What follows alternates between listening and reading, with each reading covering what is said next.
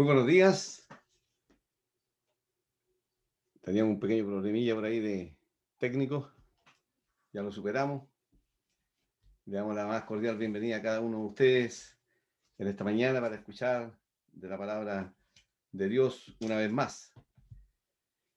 Y estamos contentos que tenemos esta oportunidad de poder compartir con ustedes, ¿cierto?, la palabra del Señor. Esperamos que puedan realmente sacar mucho provecho de lo que el Señor tiene que decirnos en esta mañana a través de este libro de los Hechos que estamos estudiando cada vez que me toca a mí la predicación del Evangelio.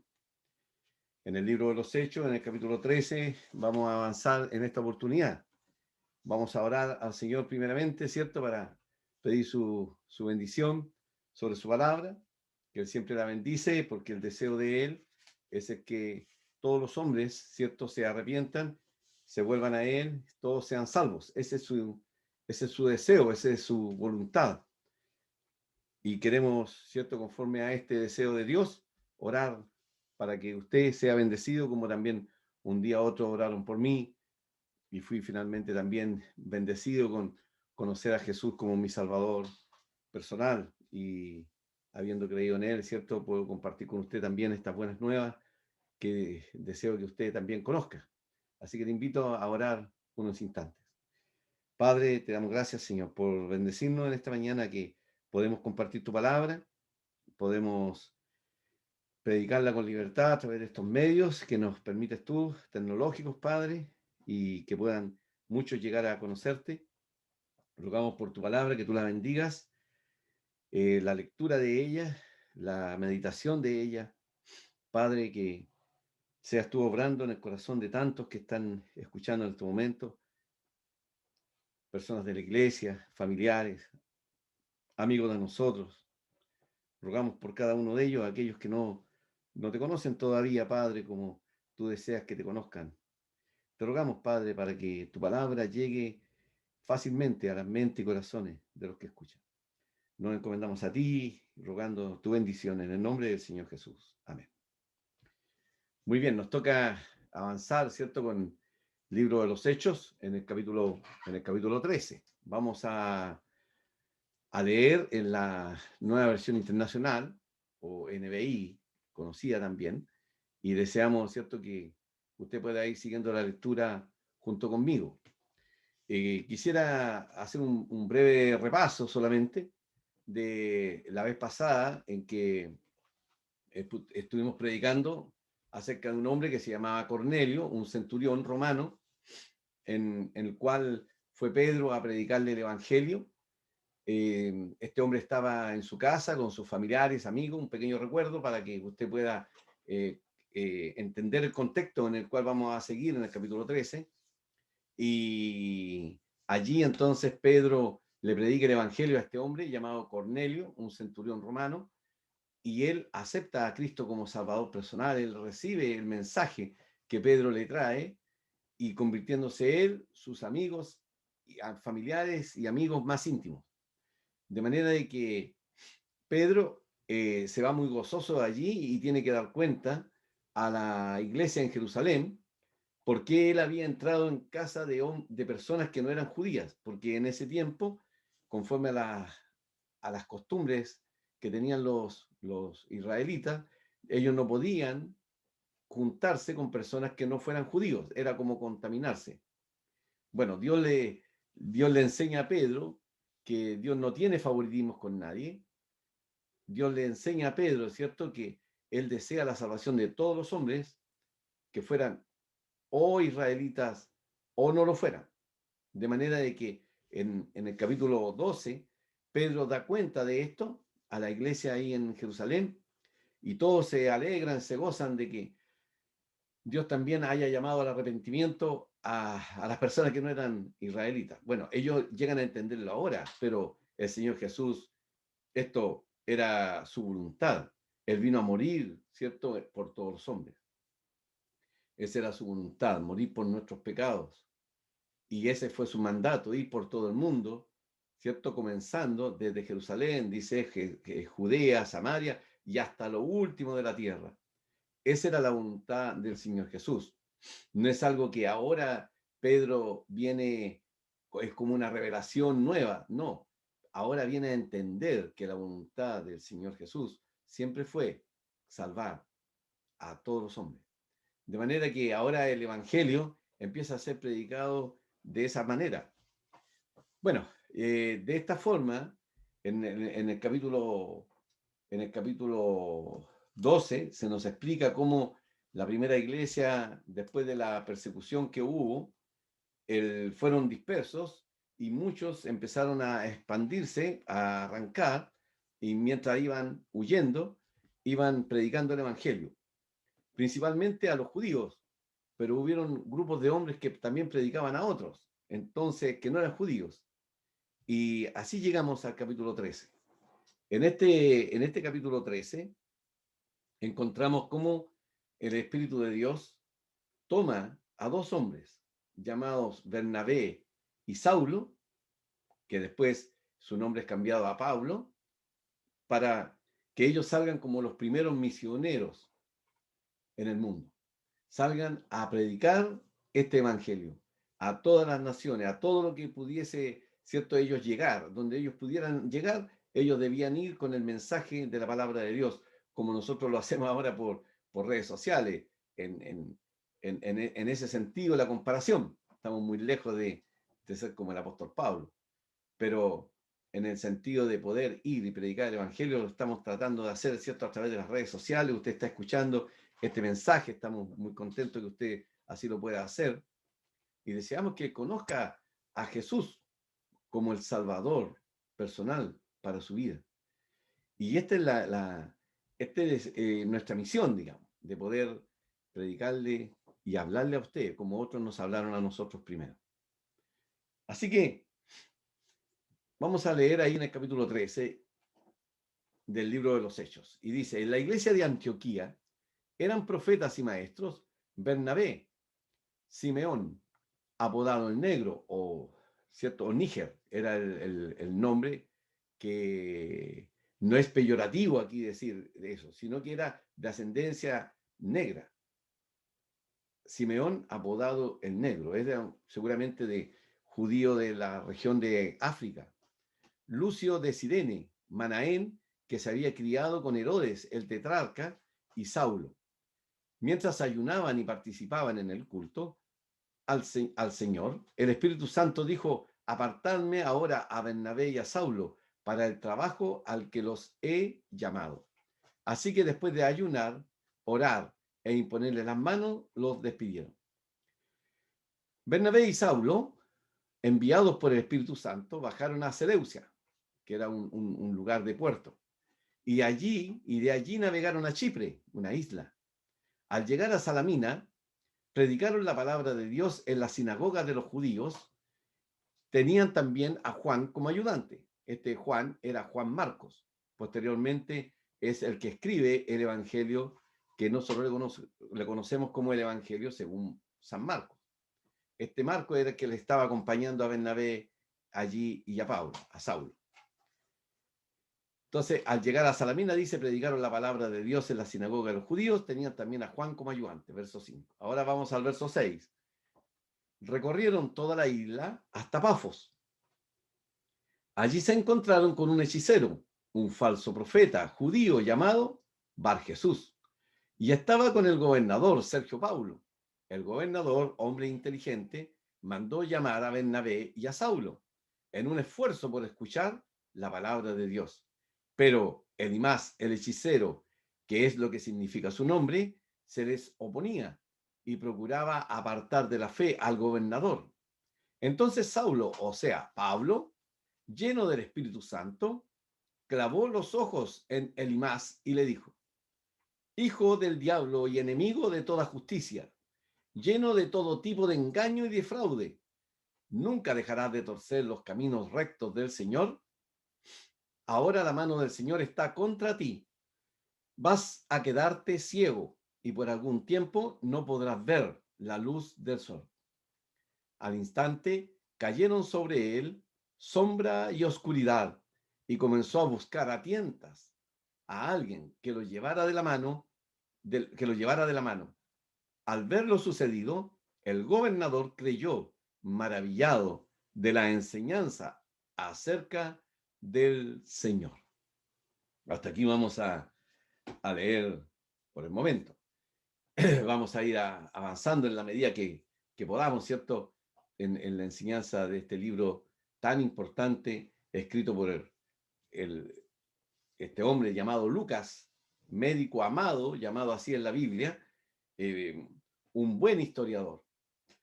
Lucas da una cantidad de detalles justamente para aquellos que dicen ser escépticos, aquellos que dicen ser incrédulos con respecto a lo que está escrito aquí en la Biblia, sin siquiera a veces leer lo que dice la Biblia.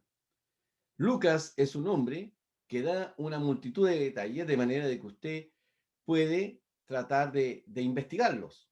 De hecho, con el tiempo se han ido haciendo descubrimientos, hallazgos que van cada vez confirmando, ¿cierto?, lo que está escrito aquí en la palabra de Dios.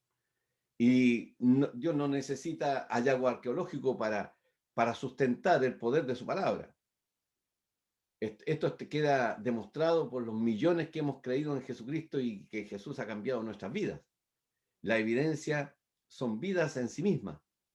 Ahora, para aquellos que no creen, bueno, hay algunas muestras, es cierto, que han sido descubiertas, han sido puestas en evidencia a la luz de estos hombres que han estudiado en forma cuidadosa los sitios arqueológicos y han ido encontrando cada vez más y mayores pruebas de la veracidad de cada uno de los argumentos y de los relatos, digamos, más bien, que están aquí en el libro de los Hechos, y no tan solo en este libro, sino en muchos más. Dice que la iglesia que estaba allí en Antioquía, habían estos hombres que eran profetas y maestros, y estos sí que eran verdaderos, no como este hombre que se llamaba Elimás o Bar Jesús, que dice aquí que era un falso profeta judío. Su posición en cuanto a este hombre era más terrible porque él, siendo judío, era un conocedor de las escrituras, debiera serlo. Y él sabía que la palabra de Dios acusa que a cualquiera que dice ser un profeta debe ser puesto a prueba, de manera de que lo que dice debe ser comprobado que se ha cumplido, si no es un falso profeta y debe ser muerto. Esa era la ley, eso es lo que decían las escrituras. Y este hombre era un falso profeta, era un judío. Y a diferencia de aquellos que están en Antioquía y que se nos relata ahí en el versículo 1 del capítulo 13, que usted leyó también conmigo, que dice, en la iglesia de Antioquía eran profetas y maestros, y nombra a Bernabé, nombra a Simeón, Lucio, Manahem y Saulo. De manera que estos hombres eran llamados allí, ¿cierto?, los profetas y maestros de la iglesia que estaba allí en Antioquía. Y es importante hacer mención de que en las congregaciones primeras del cristianismo no había una sola persona que tuviese concentrado en él todos los dones o todo el poder, en el sentido de que hayan sido llamados el pastor de la iglesia en tal lugar, sino más bien encontramos siempre esta pluralidad en cuanto a lo que era la enseñanza y el gobierno en las asambleas o iglesias primitivas, en la primera iglesia del Señor en aquellas regiones. Siempre había más de uno en el lugar, digamos, de autoridad en el cual podían ir avanzando, creciendo, edificándose en la palabra de Dios, que era la revelación que iban teniendo en la medida que iba avanzando el primer siglo. Recordemos que aquí estamos en los primeros años de la iglesia primitiva, no tenemos una Biblia, ¿cierto?, como ahora usted la puede tener, ¿cierto?, en sus manos, en donde tiene 66 libros, donde está concentrado toda la palabra de Dios. Este privilegio ellos no lo tenían, ellos a lo más podían consultar lo que era el Antiguo Testamento. Eso era la Biblia en aquel tiempo, no como nosotros ahora que tenemos el Nuevo Testamento. El Nuevo Testamento todavía en este instante no está siendo todavía escrito, va a empezar a ser recién escrito para terminar dentro del finales del primer siglo, con el apóstol Juan, que escribe, ¿cierto?, el libro de Apocalipsis. De manera que estos hombres maestros y profetas que están en aquellas primeras iglesias eran los que podían llevar adelante la obra del Señor y iban anunciando, iban enseñando, iban ayudando, pastoreando a todos estos primeros cristianos. Dice que estos hombres, Bernabé y Saulo, son escogidos por el Espíritu Santo, no por los hombres, sino por el Espíritu de Dios, que los toma, los aparta para la obra misionera, los aparta para una obra especial, que era llevar el Evangelio a otras latitudes lejanas, de Asia y de Europa, principalmente, que después va a ir acercándose cada vez el Evangelio hasta Roma. Y luego, posteriormente, sabemos que la iglesia se sigue expandiendo a muchos continentes más. Pero es el Espíritu de Dios el que los aparta. No es por que ellos se lucieran, ¿cierto?, delante de otro y hubieran hombres que dijeran estos son los que vamos a escoger nosotros. No, es el Espíritu de Dios el que revela en esa iglesia, allí en Antioquía, que Pablo, o en este caso Saulo, ¿cierto?, Bernabé y Saulo, son los que él ha llamado para una obra especial, que era ir a otras regiones predicando el Evangelio. Bueno, enviado, dice en el versículo 4, Bernabé y Saulo. Bernabé es nombrado primero, principalmente por la importancia que tiene Bernabé, le lleva una delantera a Saulo en cuanto a lo que es el cristianismo, en cuanto a su papel como líder, tanto en Jerusalén, en otros lugares. Bernabé es el que acogió a Saulo cuando Saulo recién se convirtió, y de manera que tiene una importancia, por eso que ponen primero a Bernabé y Saulo. Posteriormente, Saulo va a tener un papel predominante, ¿cierto? Y va a ser él el que va a ir siendo enunciado con mayor, en muchas partes, digamos, y con mayor repetición. Entonces dice, enviados por el Espíritu Santo, bajaron a Seleucia, que era un puerto distante unos 25 kilómetros, tal vez de Antioquía, y allí entonces ellos toman un barco y navegan hasta la isla de Chipre, una isla no muy grande, aproximadamente entre el puerto de Salamina, que ellos llegan, hasta Pafos, que queda en el otro extremo, hay aproximadamente unos 150 kilómetros. Debemos recordar de que no es con tanta exactitud saber la cantidad de kilómetros debido a los sinuantes del camino, si había que atravesar cerros, montañas, etcétera, en todas las regiones donde podemos ver tal vez una cantidad de kilómetros o millas que recorrían los viajeros en aquellos tiempos. Pero si usted toma un mapa y ve la isla de Chipre, verá que no es muy grande. Sin embargo, entre Salamina y Pafos, aproximadamente habían unos 150 kilómetros que en aquellos tiempos, para poder recorrerlo a pie, tal vez hayan demorado tal vez una semana. No se nos dice mucho acerca del resultado de la predicación del Evangelio en Salamina, pero cuando llegan a Pafos ocurre este hecho en el cual vamos a concentrarnos.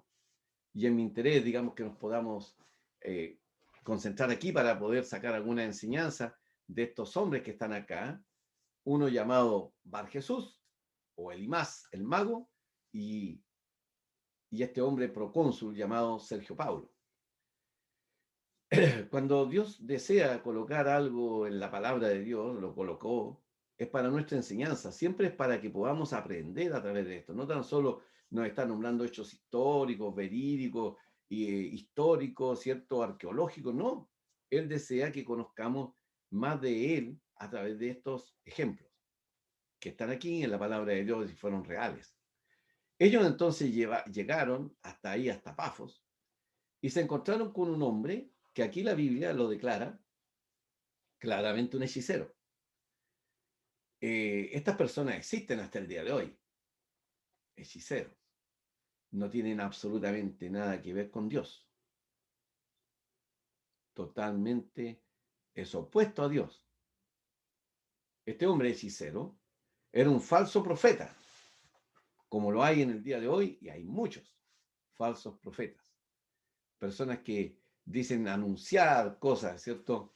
Y la verdad de las cosas que mucho de lo que dicen anunciar nunca se cumplen y tienen que estar transformando sus mentirosas profecías en, le empiezan a inventar de cosas. ¿Cuántas personas nos han dicho, el Señor Jesús viene en 1917, en 1914, viene en 1800? Hay otros que están diciendo que ahora viene el 2026 o el 30. ¿Cómo lo pueden saber? El Señor claramente lo indicó, que esto solamente está en la potestad del Padre, solamente Dios conoce el día, la hora en que esto, en la historia de la humanidad se irá poniendo el fin, el término, para un nuevos cielos y nueva tierra. Y esto tiene que ver con la voluntad absoluta, absoluta de Dios. Nadie más conoce esto. Este hombre es un falso profeta, como lo hay en el día de hoy muchos. Su nombre, Bar Jesús. Tal vez a nosotros no nos dicen mucho su nombre. Sin embargo, para el que conoce, en aquel tiempo escuchaba el nombre Bar Jesús, era escuchar lo siguiente: Hijo de Jesús. El término Bar, o esta palabrita, podríamos decir, esta palabra inicial, Bar, como por ejemplo Bartimeo, significaba hijo de Timeo. Bar Jesús, hijo de Jesús. Y qué tan lejos estaba, obviamente, este hombre de ser siquiera parecido a Jesús. Falso profeta. Era judío, sí. Se llamaba Bar Jesús, pero alejado de los caminos y de lo que era la verdad de Dios. Como en el día de hoy. Si uno hace una encuesta en la callejera y pregunta, ¿cierto?, a las personas que tal vez antiguamente era más evidente que ahora, hay mayor incredulidad en el día de hoy, pero a las personas, si uno le pregunta, ¿usted es un hijo de Dios? Tal vez la mayoría con algún ascendiente religioso dirá que sí, que todos somos hijos de Dios. Tal vez usted piense lo mismo. Yo pensaba lo mismo. Fui criado yo en una religión en la cual se me enseñó de que yo era un hijo de Dios, que por el hecho de haber nacido, entre comillas, en una familia con cierta religión, entonces yo pasaba a ser un hijo de Dios en forma automática. Pero ¿esto es lo que la Biblia enseña? ¿Esto es lo que Jesús enseñó? ¿Esto es lo que sus apóstoles enseñaron? ¿Esto es lo que reveló Dios? ¿O encontramos algo que es diferente? Si usted tuviese la amabilidad, si tiene la Biblia allí, o por último un papelito, un lápiz, anote Juan, el Evangelio según Juan, y en el capítulo 1, y en el versículo 11, vamos a leer. Juan, capítulo 1, versículo 11. Dice así la palabra de Dios. Vino a lo que era suyo, pero los suyos no lo recibieron. Mas a cuantos lo recibieron, a los que creen en su nombre, les dio el derecho de ser hijos de Dios. Estos no nacen de la sangre, ni por deseos naturales, ni por voluntad humana, sino que nacen de Dios. El Evangelio de Juan nos da la verdadera, la verdadera, por decirlo redundando, verdad con respecto a cómo uno es un hijo de Dios. No todos somos hijos de Dios.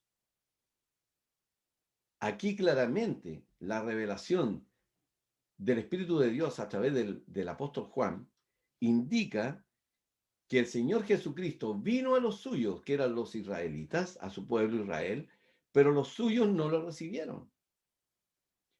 No lo recibieron, no le creyeron. Al, al, al, por el contrario, lo menospreciaron, lo escupieron, lo abofetearon y pidieron su crucifixión. Pidieron que fuera crucificado, pidieron que fuese muerto. Pilato accedió a aquello. Pero a continuación dice la revelación de la palabra de Dios, más o pero, ¿a cuántos lo recibieron? Aquí hay una acción de recibir, hay una acción personal, hay una acción que yo no puedo hacer por mi hijo, yo no puedo hacer por mi hija, yo no puedo hacer por mi esposa, yo no puedo hacerlo por mis padres. Es algo, una acción personal. A los que lo recibieron, a los que creen en su nombre, hay una acción y hay una acción de fe, una acción de recibir que es totalmente unida al hecho de creer. Recibir y creer, la misma acción, por decirlo así. Estas personas que reciben y creen, dice que Dios les dio el derecho de ser hijos de Dios. Y a renglón seguido, en el versículo que sigue, versículo 13, dice que estos no son nacidos de sangre. Vale decir que no es por el hecho de tener haber nacido yo de padres cristianos, entonces por vía de la sangre, entonces se me hereda a mí el cristianismo. No es así, no es por sangre. Dice también que no es por deseos naturales, o sea, no porque yo quiero ser hijo de Dios, en el sentido de decir, ya, yo ahora mismo soy hijo de Dios porque yo digo que lo soy. No tengo esa voluntad, porque un hijo se engendra, un hijo se desea tener. En el caso de Dios, así es. Ni por deseos naturales, ni por voluntad humana. O sea, yo no puedo hacerlo a usted cristiano. Usted no puede venir a una congregación, cualquiera sea, y que allí un hombre, bajo cierta vestimenta religiosa o sin ella, venga, imponga las manos sobre usted o haga algún ritual en el cual a usted lo convierta en cristiano. Esto está, ¿cierto?, objetado por la palabra de Dios. Porque dice que todos los que nacen de Dios son hijos de Dios. Aquí dice, sino que nacen de Dios. Vale decir que los que le reciben, los que creen, Dios les dio el derecho, la potestad, el poder de ser hechos hijos de Dios, pero no por sangre, ni por voluntad humana, ni por imposición, ni por nada, sino nacen de Dios, porque Dios no tiene sobrinos, Dios no tiene nietos, Dios tiene hijos. Él los engendra, Él los quiere, Él los hace. Pero, si bien es cierto, Dios podría hacerlo por su poder, nos deja esa libertad para que usted le reciba y crea, si usted quiere. Dios no lo va a obligar a usted a recibirle, a creer en Él.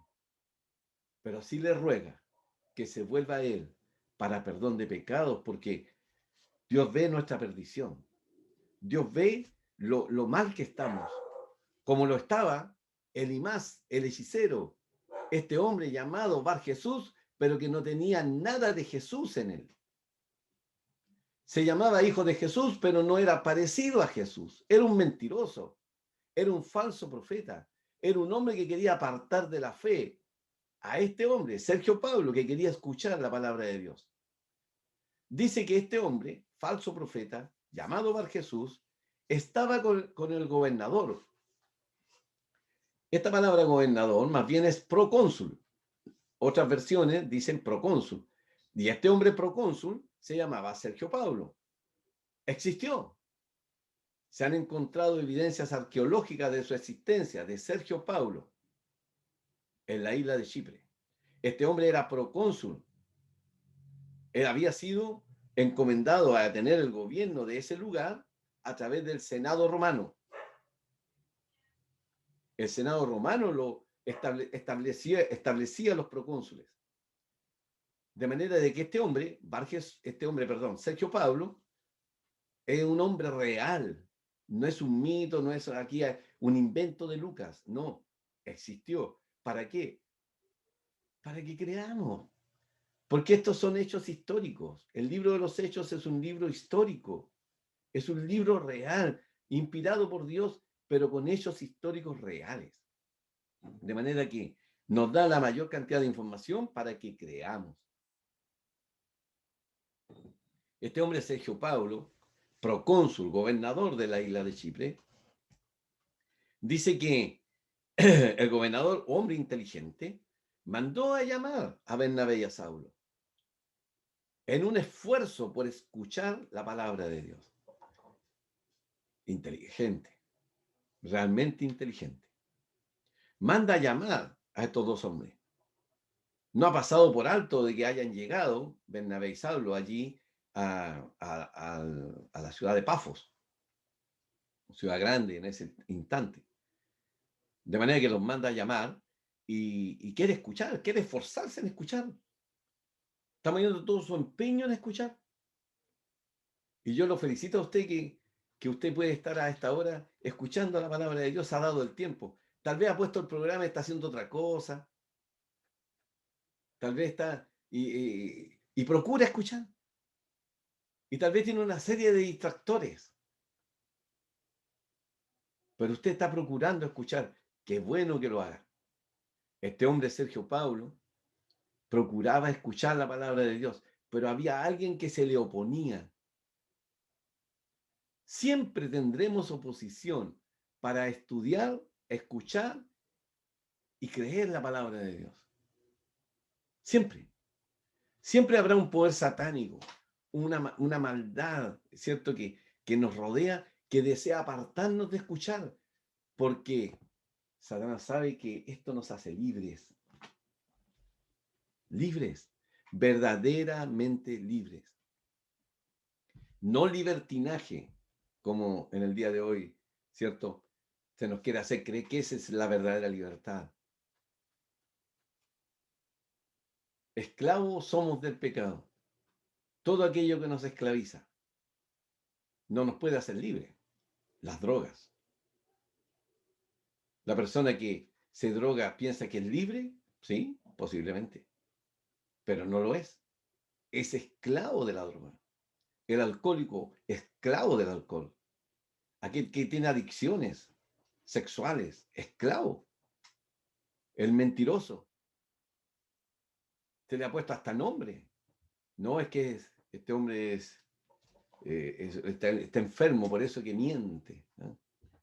El otro no es un mitómano, por eso que roba, el pobrecito, está enfermo. No, es pecado. Es esclavo, esclavo de sus impulsos, esclavo del pecado. Yo también, esclavo del pecado.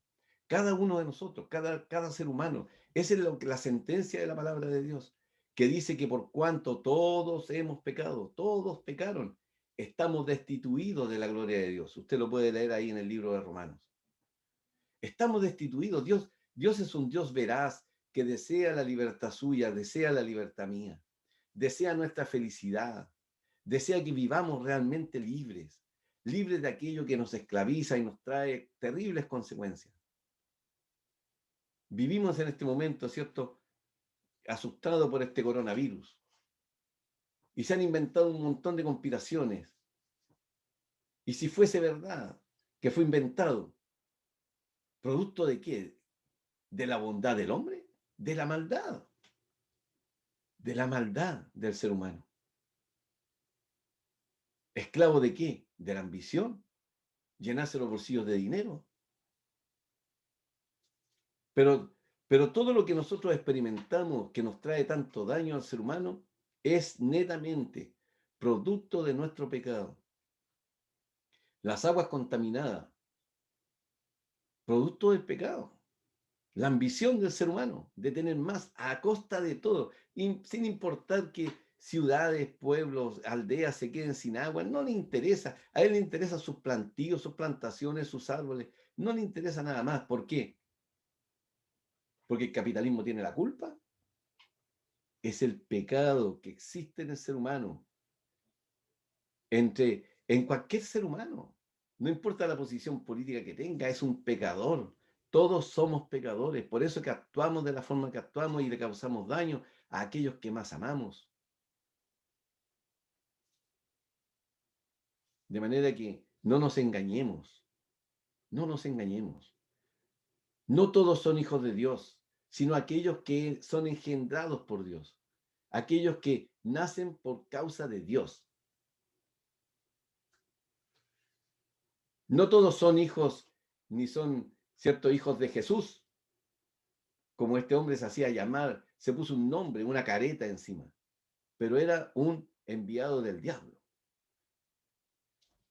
El Señor Jesús, cuando se reunió con unos religiosos que vinieron a acusarle, ellos decían, nosotros somos padres, nuestro padre es Abraham, somos hijos de Abraham, legítimos hijos de Abraham. Y el Señor les dice, si ustedes fuesen hijos de Abraham, entonces me amarían, pero porque ustedes son hijos del diablo, me odian. Y ellos quedaron espantados por las palabras del Señor, pero esa era la cruda verdad. ¿Cuántos no dicen ser cristianos y odian a Cristo? ¿Cuántos dicen que sí son cristianos, que sí seguían y desean obedecer la palabra de Dios, pero cuando se le habla del aborto, no, están a favor del aborto? Asesinato, es asesinato. No me diga que no, no importa la circunstancia, es una vida dentro de otra vida. Usted elimina la vida, elimina una persona. Usted está vivo porque su madre, ¿cierto?, quiso tenerlo. Y cuando estaba en el vientre de su madre, usted potencialmente es lo que es ahora. Si usted tiene una profesión, potencialmente en el vientre de su madre lo era. Si lo hubieran asesinado, usted no existiría ahora. Su aporte, ¿cierto?, a esta sociedad, lo que haya hecho, estaría inexistente.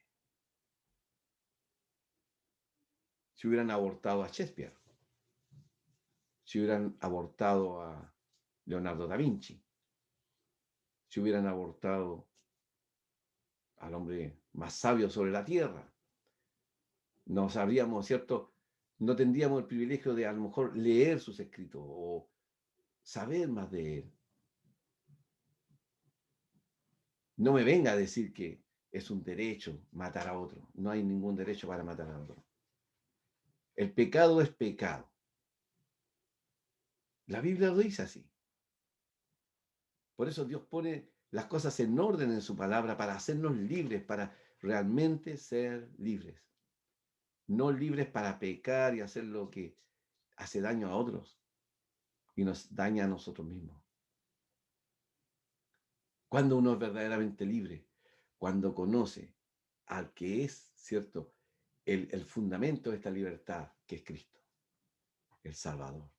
Aquel que quiso llevar nuestros pecados sobre sí en el madero para hacernos libres del pecado. La esclavitud del pecado se rompe cuando uno recibe a Cristo como Salvador, cuando uno cree en su mensaje que Él llevó mis pecados sobre sí en el madero. Cuando yo creo esta verdad, cuando yo la acepto, cuando yo recibo esta verdad, para mí realmente soy libre. Libre. Porque ¿por cuántos pecados murió Cristo?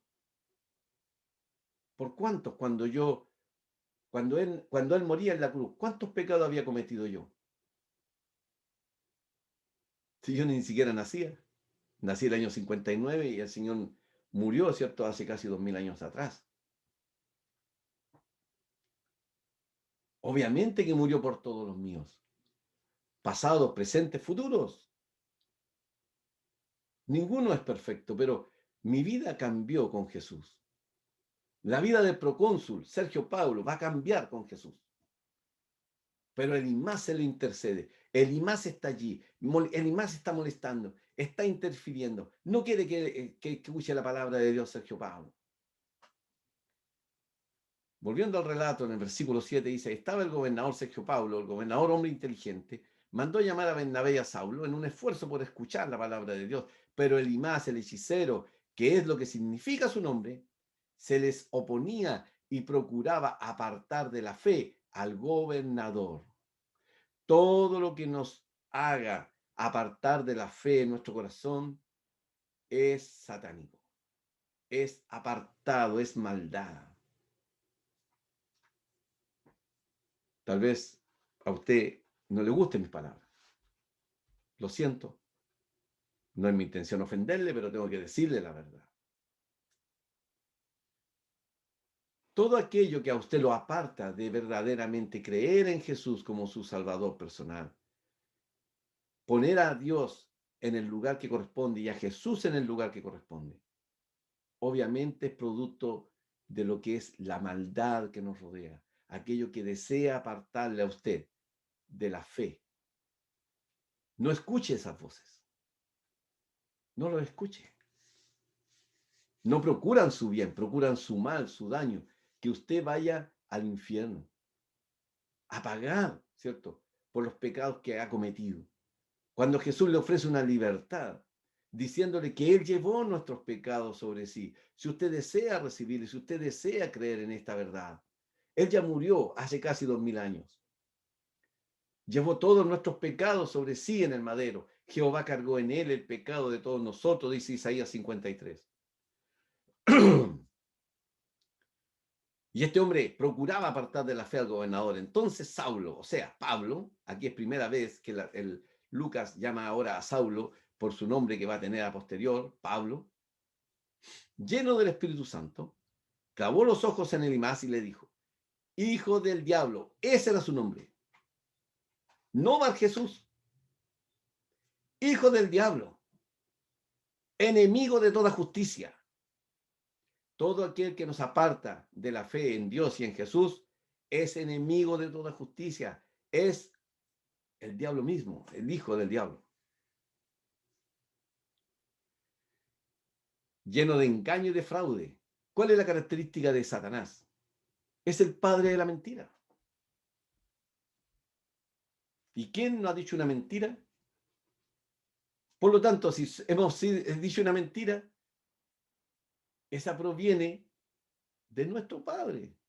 Por eso que el Señor es enfático y Él es verdadero y nos dice la verdad. Todos cuando nacemos, ¿cierto? Y vamos creciendo, va manifestándose el pecado porque somos hijos del diablo. No somos hijos de Dios. Necesitamos serlo. Necesitamos nacer de nuevo.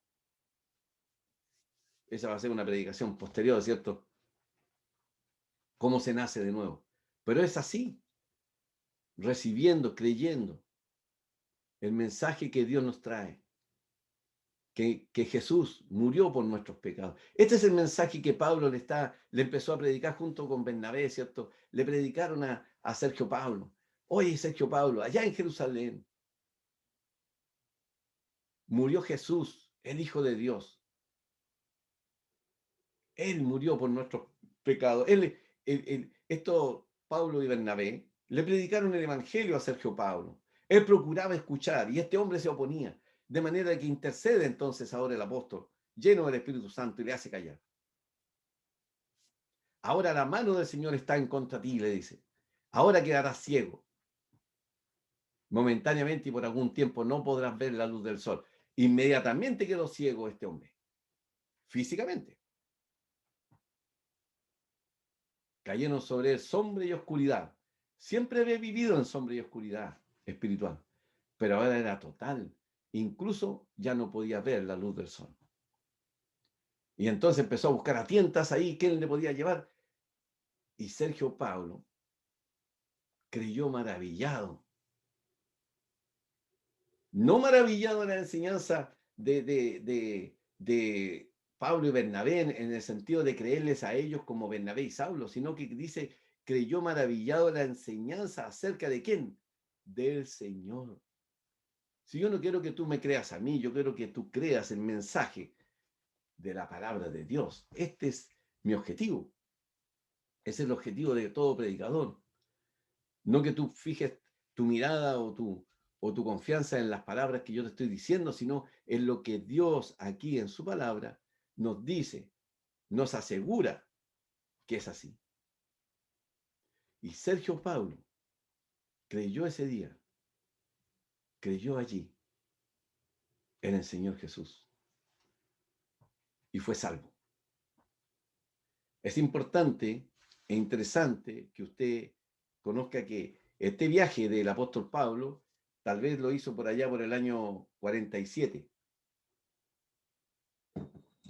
más o menos entre el 47 y 48 fue este primer viaje misionero del apóstol Pablo. El año 44 de nuestra era, en Cesarea, murió el que era Herodes Agripa I. Este hombre, Herodes Agripa I, sin duda, Sergio Pablo lo conocía. No era un cualquiera, era el rey Agripa I, nieto de Herodes el Grande, el que mandó a matar a todos los niños en la ciudad de Belén. Su abuelo era un gran asesino. Este Agripa I había ido allí a Cesarea el año 44 y dio un discurso espectacular, según lo que se dice aquí en la palabra de Dios, y también los historiadores como Flavio Josefo indican que fue así.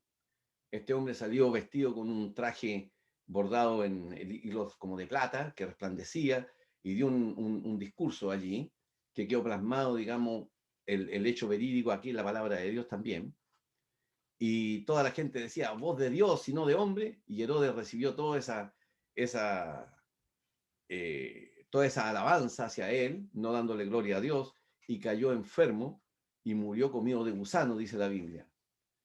La historia dice que Herodes, ese mismo día que dio ese discurso, cayó enfermo y dentro de 5 días murió.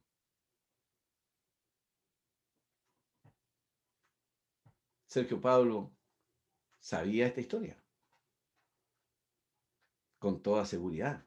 Funcionario romano, procónsul, enviado por el Senado, no era un aparecido, ya varios años con seguridad de procurador allí, conocía también a Herodes, supo de su muerte y no pudo haberle parecido algo muy, muy normal la muerte de Herodes. ¿Habrá impactado su vida? No lo sabemos. Pero quiero contextualizarlo a usted. Quiero que usted también pueda pensar en los tiempos terribles que vivían todas estas personas. Este es el tiempo de Calígula.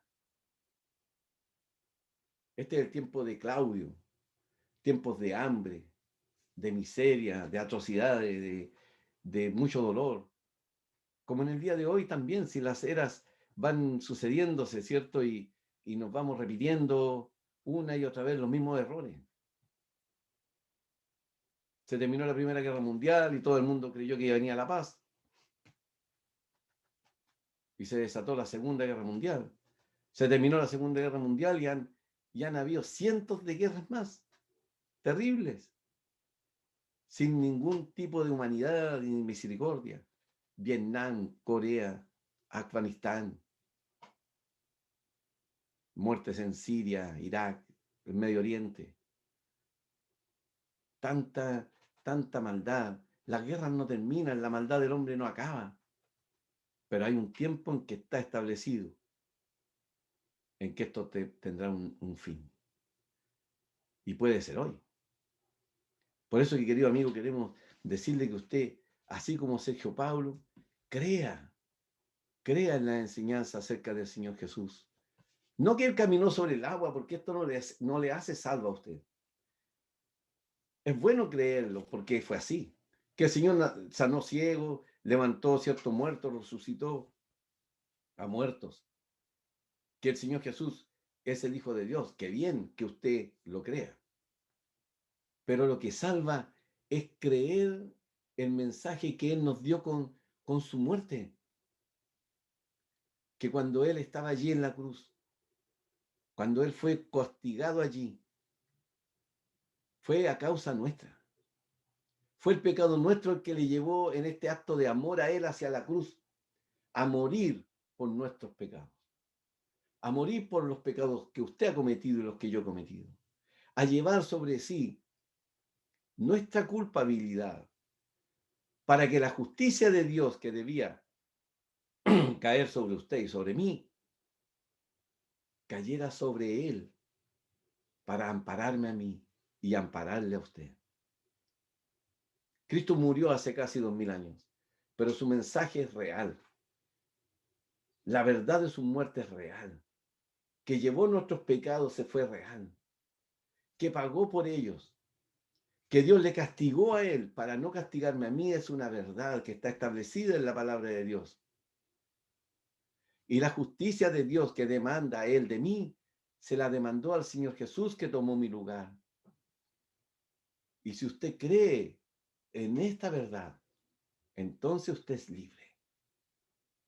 Porque hay uno que por amor a nosotros murió. Uno que, viéndonos a nosotros perdidos, que le hemos hecho tanto mal a la persona de Él, menospreciándole, manteniéndole fuera de nuestro corazón, dañando a nuestro prójimo, a causa del pecado. Aún así, Dios nos ama y desea que usted y yo, ¿cierto? Uno se vuelva a Él arrepentido y le reciba como Salvador. Que acepte esta verdad, que Cristo Jesús murió por nuestros pecados. Sergio Pablo lo hizo. Aun cuando hubo oposición, aun cuando este hombre Elimás se oponía y procuraba apartar a Sergio Pablo de la fe, y quizás qué mentira le decía, y mientras le predicaba a Bernabé y Pablo, él no tenía ningún respeto, y insistía en que no, en que no, en que no. Pero el poder de Dios puede más que el poder de la maldad y de Satanás, porque Dios desea la vida nuestra. Dios desea darle a usted vida eterna, como un día también me la dio a mí. ¿Porque soy bueno? No, porque soy pecador, porque simplemente recibí este mensaje de la palabra de Dios, que Cristo Jesús había muerto por mí. Esto es un hecho histórico, verdadero. Que el Señor bendiga su santa palabra y yo le ruego, le imploro que usted acepte este gran mensaje de la palabra de Dios, que se arrepienta de sus pecados, le pida perdón a Dios y crea en el Señor Jesús como Salvador personal de su vida. Que el Señor bendiga su palabra y Dios mediante, cuando me toque otra vez predicar, en 2 domingos más, vamos a continuar avanzando con el libro de los Hechos y estos tremendos eventos, es cierto, que fueron sucediendo en aquel primer siglo y que nos deja tanta enseñanza para nuestras vidas. Que el Señor le bendiga y cualquier consulta, duda, por favor, no duden en ponerse en contacto con nosotros a través de nuestra página, ahí en Facebook, Iglesia Bíblica Jesús Camino de Vida. Usted puede ahí ponerse en contacto con nosotros. Así que le invitamos a que lo pueda hacer así, o a través del mismo chat, si quiere dejarnos algún mensaje, también lo puede hacer. El miércoles nos volvemos a reunir a las 20 horas con enseñanza para cristianos. Lo puede hacer el próximo domingo a las 11 de la mañana, una vez más vamos a predicar el Evangelio y siempre procuramos repetir este mensaje en la noche a las 8. Si usted no lo pudo ver a esta hora, bueno, o no lo pudo ver bien, con tranquilidad lo puede repetir cuando lo volvamos a subir a la plataforma a las 20 horas. Así que el Señor bendiga su palabra y le invito a orar antes de que nos despidamos.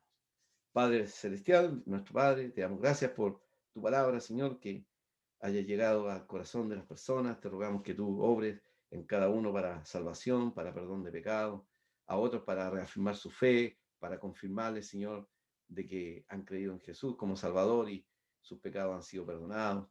Padre Celestial, bendice tu palabra. Permite que muchos puedan seguir escuchando este mensaje a través de las redes sociales y otros que están grabados, Señor, también que son basados en tu palabra, en el Evangelio Santo del Señor Jesús. Padre, nos encomendamos a ti, te damos gracias. Que tú guardes, Señor, y también a tantas personas que sufren por este tema, Señor, del coronavirus, que están en la UCI, en unidades de tratamiento intensivo, Señor, también tengan misericordia de ellos, pueda darle una nueva oportunidad para también volver, Señor, a estar con los suyos, poder escuchar también de tu palabra. Padre Celestial, a ti nos encomendamos, te damos gracias, Padre, en el nombre del Señor Jesús. Amén. Muchas gracias. El Señor te bendiga hasta una nueva oportunidad.